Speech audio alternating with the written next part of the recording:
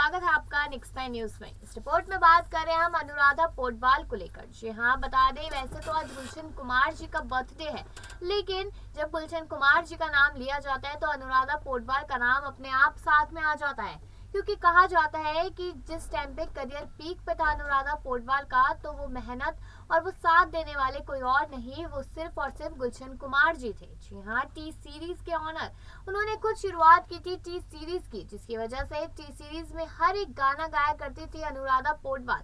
और वही हमने देखा, एक समय था जब यहाँ पर सारे सिंगर, सारे डायरेक्टर्स ये कहने लग गए थे, म्यूजिक कंपोजर, कि अब लता मंगेशकर की जगह ले चुकी है अनुराधा पोडवाल। लेकिन अब ऐसे तो जिंदगी नहीं गुजरती, आराम से तो किसी की भी जिंदगी नहीं गुजरती। तो वहीं पर अनुराधा पोडवाल को लेकर भी काफी बड़े बड़े खुलासे हुए, जिसमें खुलासा हुआ कि वो फिल्मों में काम करना उन्होंने छोड़ दिया था। उन्होंने फिल्मों के गाने गाना छोड़ दिया, क्योंकि जब टी सीरीज में वो गाना गा रही थी तब उन्होंने सोचा और उन्होंने ये कह दिया कि मैं सिर्फ गाना गाऊंगी तो टी सीरीज के लिए गाऊंगी। लेकिन जब गुलशन कुमार का नाम बड़ा होता जा रहा था तो अंडरवर्ल्ड को लगा कि नहीं, अब इनके साथ कुछ ना कुछ जरूर करना पड़ेगा, और अंडरवर्ल्ड ने यहाँ पर हमेशा हमेशा के लिए अलविदा करवा दिया गुलशन कुमार का दुनिया से। अब आम सी बात है, टी सीरीज पर जिस तरीके से एक औहदा हुआ करता था गुलशन कुमार का, वो धीरे धीरे करके खत्म हो गया और अनुराधा पोडवाल भी उस चीज से दूर होती चली गई। वही चीज हमने यहाँ पर देखी, और अनुराधा पोडवाल को यहाँ पर टी सीरीज में तो काम नहीं मिला फिर, और बाकी फिल्मों में बाकी म्यूजिक कंपोजर्स ने भी उन्हें नाम नहीं दिया, काम नहीं दिया। उसके बाद यहाँ पर उन्होंने जो भक्ति के गाने थे, जो डेवोशनल सॉन्ग्स थे, वो गाने शुरू कर दिए और जैसे तैसे करके थोड़ा बहुत पैसा कमाना शुरू कर दिया। तो चलिए, इतनी जानकारी तो हमने आपको दी है, लेकिन इस प्रोग्राम में हम ये जानते हैं कि आखिरकार किस तरीके से, कहां से पैसे कमाकर अनुराधा पोडवाल ने अपनी जिंदगी गुजारना शुरू की और आज किस तरीके से वो अपनी जिंदगी गुजारते हुए नजर आ रही है। तो चलिए सुनते हैं ये रिपोर्ट। जी हाँ, बताते चले आपको कि गुलशन कुमार का जन्म 5 मई 1956 में दिल्ली में हुआ था। पिता के साथ फल जूस बेचने वाले गुलशन की सोच और मेहनत ही थी कि 80 के दशक में संगीत का कारोबार शुरू कर दिया। फिर टी सीरीज म्यूजिक कंपनी बनाई जो संगीत की दुनिया में छा गई। म्यूजिक की दुनिया में क्रांति लाने वाले गुलशन कुमार ने फर्श से अर्श तक का सफ़र तय किया था। अपनी मेहनत के दम पर हिंदी म्यूजिक इंडस्ट्री के कैसेट किंग का तमगा हासिल किया। इतना ही नहीं, गुलशन में सोनू निगम, अनुराधा पोडवाल और कुमार सानू जैसे शानदार सिंगर को लॉन्च भी किया गया। अनुराधा की सफलता में गुलशन कुमार का बड़ा हाथ था। याद करिए वो ज़माना जब हिंदी सिनेमा में गायिका की दुनिया में सिर्फ लता मंगेशकर और आशा भोसले ही छाई हुई थी।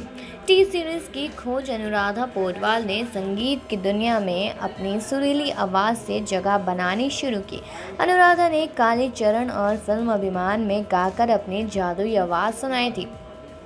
अनुराधा ने लक्ष्मीकांत प्यारेलाल, कल्याण जी, आनंद जी, राजेश रोशन जैसे संगीतकारों के साथ काम की सफलता की सीढ़ी चढ़ रही थी। अनुराधा पोडवाल का लता मंगेशकर और आशा भोसले से काफ़ी विवाद भी हुआ, जिसकी वजह से कई संगीतकारों ने रडार पर आ गई। उस दौर में टी सीरीज के साथ हर कोई काम करना चाहता था।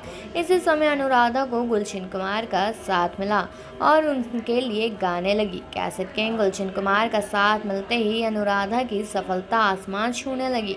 गुलशन ने भी खूब सपोर्ट किया और आशिकी दिल है कि मानता नहीं बेटा जैसे फिल्मों में उन्हें लगातार 3 बार फिल्म फेयर अवार्ड से सम्मानित किया गया। गुलशन कुमार का साथ मिलते ही जिस तरह से अनुराधा सफलता की ऊंचाई पर पहुंचने लगी, तो ऐसा लगा कि लता मंगेशकर का ज़माना ख़त्म हो गया। ओपी नैयर और कंपोज़र ने भी ये कह दिया कि अनुराधा ने लता की जगह ले ली।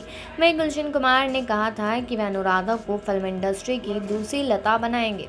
हालांकि ऐसा हो नहीं सका। गुलशन कुमार ने संगीत के साथ साथ फिल्म प्रोडक्शन भी शुरू किया था।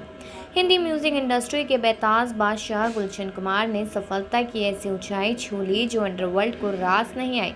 12 अगस्त 1997 को मुंबई में अंडरवर्ल्ड के शॉर्प शूटर ने कैसेट किंग की जान ले ली। गुलशन कुमार की ज़िंदगी किसी फिल्मी कहानी से कम नहीं थी। तो चलिए अब कुछ यहाँ पर बात अनुराधा पोडवाल के बारे में कर लेते हैं। बॉलीवुड में हर दिन कोई ना कोई चमकने का सपना लेकर आता है। किसी की किस्मत उसका साथ देते हैं तो कोई कहीं कहाँ कुमार नहीं रहता। शायद इसी वजह से इसे माया नगरी कहते हैं। कुछ ऐसा ही हुआ लंबे समय से लाइमलाइट से दूर रहने वाली सिंगर अनुराधा पौडवाल के साथ। एक समय था जब अनुराधा पौडवाल को बॉलीवुड इंडस्ट्री की अगली लता मंगेशकर कहा जाता था, लेकिन शायद किस्मत को कुछ और ही मंजूर था। अनुराधा के गलत फैसले की वजह से उनका पूरा करियर ही बर्बाद हो गया। आज हम आपको अनुराधा की ज़िंदगी से जुड़ी कुछ ऐसी बातें बताने जा रहे हैं जो शायद कम ही लोग जानते होंगे। अनुराधा ने अभिमान से अपने करियर की शुरुआत की थी। अब वे पिछले 11 सालों से गायन की दुनिया से दूर है। उन्होंने आखिरी बार फिल्म जाने होगा क्या में गाने गाए थे। इसके बाद उन्होंने किसी फिल्म के लिए गाना नहीं गाया। अनुराधा जब अपने करियर के पीक पर थी तो उन्होंने मीडिया के सामने ये बात कह दी थी कि वो अब सिर्फ गुलशन कुमार की अपनी टी सीरीज़ के लिए ही गाएगी। उनका लिया गया ये फैसला उनके लिए घातक बन गया। इसके बाद उन्होंने किसी और के लिए कभी गाना नहीं गाया था। उस समय फिल्म इंडस्ट्री में कई और सिंगर स्ट्रगल कर रही थी। वहीं अनुराधा की ओर से कही गई ये बात कि वो अब किसी और के लिए गाना नहीं गाएगी, इसका पूरा फ़ायदा उठाया उस दौर की अलका याग्निक और दूसरे सिंगर्स ने। जैसे ही अनुराधा ने फिल्मों को छोड़ डेवलेशन सॉन्ग गाने शुरू किए, उनका करियर ढलान पर आने लगा। करीब 5 साल तक अनुराधा ने किसी भी फिल्म या दूसरी म्यूज़िक कंपनी के लिए कोई गाना नहीं गाया। अचानक हुई गुलशन कुमार के निधन के बाद अनुराधा पूरी तरह से टूट गई। इसके बाद उन्होंने फिल्मी गाने गाने छोड़ ही दिए। फिर वो भजन गाने लगी। इसके बाद धीरे धीरे उन्होंने पूरी तरह से गायन से दूरी बना ली। अनुराधा की शादी अरुण पौडवाल से हुई थी, जो एस.डी. बर्मन के असिस्टेंट और खुद भी एक म्यूज़िक कंपोज़र थे। दोनों के 2 बच्चे हैं, आदित्य और कविता पौडवाल। कहा जाता है कि अरुण पौडवाल की निधन हो जाने के बाद अनुराधा पूरी तरह से अकेली पड़ गई थी। वो अकेली ही दोनों बच्चों की जिम्मेदारी उठाती थी। इसके बाद ही उनकी मुलाकात गुलशन कुमार से हुई। अकेले अनुराधा को गुलशन का सहारा मिला और वो उनकी ओर झुकती चली गई। अनुराधा ने करीब 10 साल से ज़्यादा समय तक टी सीरीज़ के लिए काम किया। अनुराधा पौडवाल को न सिर्फ बॉलीवुड में प्लेबैक सिंगिंग की बल्कि भजन गायिका में भी उन्होंने नाम कमाया। अनुराधा ने बॉलीवुड गानों और भजनों के अलावा पंजाबी, बंगाली, मराठी, तमिल, तेलुगु, उड़िया और नेपाली भाषा में भी गाने गाए। इंडियन म्यूज़िक को अनुराधा बहुत ही अच्छी तरह से पेश करती थी, लेकिन उन्होंने कभी भी क्लासिकल सिंगिंग की ट्रेनिंग नहीं ली थी। अनुराधा ने खुद एक इंटरव्यू में कहा था कि उन्होंने क्लासिकल सिंगिंग की बहुत कोशिश की, लेकिन उनसे ये नहीं हुआ। अनुराधा पौडवाल को फिल्म आशिकी, दिल है कि मानता नहीं और बेटा के लिए 3 फिल्म फेयर अवार्ड मिले। उन्हें अगला लता मंगेशकर कहा जाने लगा था। यहाँ तक कि म्यूज़िक कंपोज़र ओ.पी. नैयर ने कहा था कि लता अब ख़त्म। अनुराधा ने उन्हें रिप्लेस कर दिया। अनुराधा लता मंगेशकर की बहुत बड़ी फ़ैन है, यहाँ तक कि वो अपनी सिंगिंग की प्रैक्टिस भी लता जी को सुनते हुए ही करती थी। जी हाँ, आगे बताते चले आपको कि यहाँ पर गुलशन कुमार की बात कर ली जाए, क्योंकि कहीं ना कहीं आज उनका जन्मदिन भी है, तो इसलिए उनके बारे में थोड़ी सी बात बता दें तो अनुराधा पौडवाल का लता मंगेशकर और आशा भोसले के साथ विवाह ज़रूर हुआ था, लेकिन ज़िंदगी में ऊँची जो मुकाम पाई थी वो यहाँ पर कहीं ना कहीं गुलशन कुमार की वजह से ही अनुराधा पौडवाल ने पाई थी।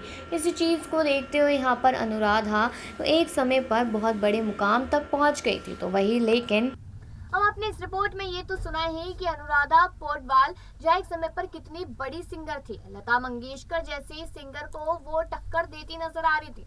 भले ही आज लता मंगेशकर जी हमारे बीच में नहीं है, वो हमें छोड़कर जा चुकी है, लेकिन वो कितनी बड़ी हस्ती थी ये सब लोग जानते हैं।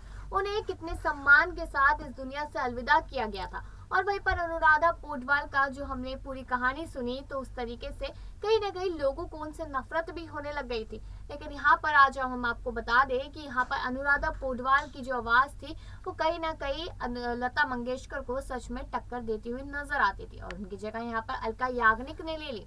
लेकिन आज वो जैसे तैसे करके अपनी जिंदगी गुजार रही है और साथ ही साथ भक्ति के इतने प्यारे प्यारे गाने गा के लोगों का दिल जीतती नजर आ रही। तो ये उनकी कहानी सुनकर, उनकी जिंदगी की कहानी सुनकर आपको कैसा लगा है कमेंट सेक्शन में जरूर बताएं, और बाकी खबरों के लिए देखते रहिए नेक्स्ट टाइम।